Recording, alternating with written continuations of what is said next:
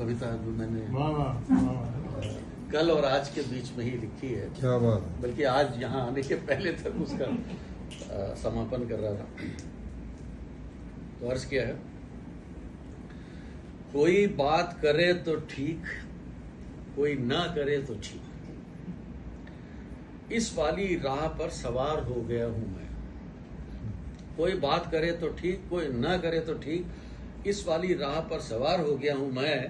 लोगों को लगता है मुझ में गुरूर आ गया है, मुझे लगता है समझदार हो गया हूं।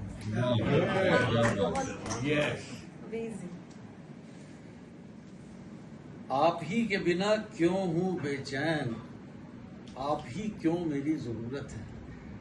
आप ही के बिना क्यों हूं बेचैन, आप ही क्यों मेरी जरूरत है। वहम इतना हसीन नहीं होता, वाकई आप खूबसूरत हैं।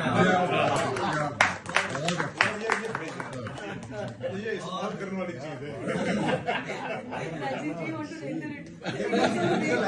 मैं इसको कई बार लेकिन यहाँ देखे किसी की तरफ देख के नहीं बोला था। ये तो आप राजीव को डेलीगेट कर दीजिए। जी हाँ जी हाँ, उन्हीं के काम की चीज। इसको इंडिकेशन की जरूरत ही नहीं। इससे पढ़ दें जी जरूर। राजीव को कंजम्पशन में जाएगा। आप ही के बिना क्यों हूँ बेचैन, आप ही क्यों मेरी जरूरत है। आप ही के बिना क्यों हूँ बेचैन, आप ही क्यों मेरी जरूरत है। वहम इतना हसीन नहीं होता, वाकई आप खूबसूरत हैं। बहुत अच्छा। सभी महिषासुरों के लिए जरूरत है। इतना मजबूर न कर बात बनाने लग जाए, ये आपने सुना है। इतना मजबूर न कर बात बनाने लग जाए, हम तेरे सर की कसम झूठी खाने लग जाए। क्या बात है, क्या बात है। मैं अगर अपनी जवानी के सुना दूं किस्से, ये जो लौंडे हैं मेरे पांव दबाने लग जाए। ये तो काफी पॉपुलर है। जी हाँ, एक और राहत साहब का है। इश्क में जीत के आने के लिए काफी हूँ, इश्क में जीत के आने के लिए काफी हूँ, मैं अकेला ही जमाने के लिए काफी हूँ। एक अखबार हूँ, एक अखबार हूँ, औकात ही क्या मेरी, मगर शहर में आग लगाने के लिए काफी।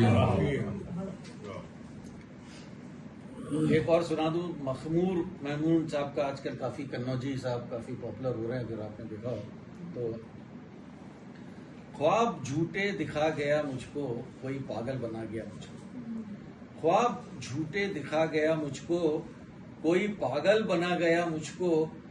उसको गम ही नहीं जुदाई का, बस यही गम खा गया मुझको। अब एक प्रयास है। एसआर साहब, आप भी सुन रहे हैं? सर बिल्कुल सुन रहा हूं। इसकी पृष्ठभूमि कुछ इस तरह की है कि जब बैठक का इनका शिपोनी जी का इनवाइट आया, सब आया, तो जब बैठक का वक्त करीब आने लगा तो ख्याल आया कि यार कुछ अपना लिख दें तो अच्छा है। वैसे तो सुनाएंगे ही दूसरों का, और बड़ी बड़ी कवियत्रियां हैं, कवि हैं यहाँ पर, तो कैसे लिखा जाए। मुझे लगता है कि इसके कुछ किस्से इस कविता के शायद आप लोगों की नज़र में भी आते होंगे या ध्यान में आते होंगे। जब कुछ लिखने बैठे तो क्या मुश्किलें आती हैं। कविता का शीर्षक है, कविता लिखना कितना मुश्किल। कविता लिखना कितना मुश्किल। इसकी पहली लाइन में थोड़ा जब बोल रहा था अभी आने के पहले, तो हुल्लड़ गुलादा वादी साहब का एक वो याद आ गया, जब उन्होंने सुनाया था कि कौन बनेगा करोड़पति द्वितीय करके, जो उस अंदाज में मैंने सोचा कि पहली जो कविता का पहला शेर है वो सुनाऊंगा।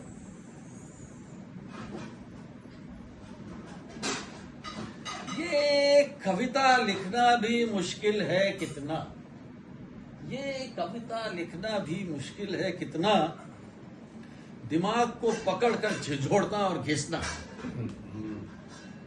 आखिर मजबूरी क्या है, क्यों सोचना इतना, अच्छे खासे बैठे बैठे कविता क्यों है लिखनी। क्यों पूछते हो भाई मोहल्ले में होता हर महीने, मोहल्ला मतलब एटीएस सेक्टर 150, क्यों पूछते हो? भाई मोहल्ले में होता हर महीने कवि सम्मेलन और मुशायरा जिसके क्या कहने, आते हैं उसमें दोस्त भाई और बहनें, कविताएं ऐसी ऐसी लाएं जैसे सोना चांदी और गहने। नाम हो गया उसमें शामिल मेरा भी, नाम हो गया उसमें शामिल मेरा भी, कवि कहलाता हूं अच्छा और काबिल शायर भी। एक बार कवि तो बार बार कवि, ये समझा अभी। अब एक बार कवि तो बार बार कवि, ये समझा अभी। हर महफिल के पहले जरूरी हो जाता है लिखना तभी। ये कविता लिखना भी मुश्किल है कितना, दिमाग को पकड़कर झंझोड़ना और घिसना। खैर चलो फिर बैठ जाता हूं लिखने कविता। शुरुआत कैसे करूं बस मैं यही नहीं समझता। विषय सामयिक हो, सार गर्भित हो और हो उसकी उपयोगिता, इतना बोझिल भी ना हो जो समझे ना आम जनता। खैर चलो किसी तरह आ गया विषय दिमाग में, लेकिन अगला कदम कुछ पंच भी तो होना चाहिए अंदाज में। फिर मुश्किल, सारी पंच लाइन खा चुके पुराने कवि इस दरमियान में। बड़ी जद्दोजहद के बाद मिला एक पंच हमें जहान में। अब जब पंच लाइन हो गई तो तुकबंदी भी जरूरी है। अब जब पंच लाइन हो गई तो तुकबंदी भी जरूरी है। नए जमाने की कविता में तुकबंदी ना हो ये मंजूरी है। नए लेकिन तू मैं ठहरा पुराना, तुकबंदी मेरी मजबूरी है। हो जाता है आसान तुकबंदी करना गर साथ में अंगूरी है। चलिए अब आखिरी पड़ाव पर यानी पुनरावलोकन, चलिए अब आखिरी पड़ाव पर यानी पुनरावलोकन, पुनः निरीक्षण, संशोधन और परिशोधन। क्यों लगाएं मात्र अपनी बुद्धि, करें कृत्रिम बुद्धिमता का दोहन। AI से कर ले काम आसान, वही हमारा राम वही हमारा मोहन। ये कविता लिखना भी नहीं है मुश्किल इतना, बस थोड़ा सा दिमाग को झंझोड़ना और थोड़ा सा घिसना।